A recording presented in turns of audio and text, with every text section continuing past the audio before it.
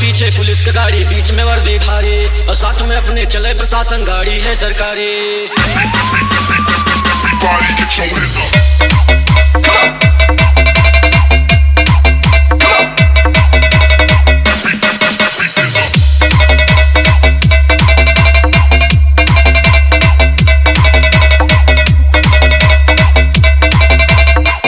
पीछे पुलिस की गाड़ी, बीच में वर्दी भारी, और साथ में अपने चले प्रशासन, गाड़ी है सरकारी।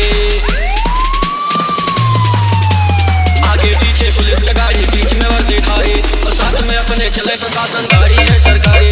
मर्डर भवा राती में परसों असला देसी से, मामला 302 का है, आज ही कोर्ट में पेशी है। मामला 302 का है, आज ही कोर्ट में पेशी है।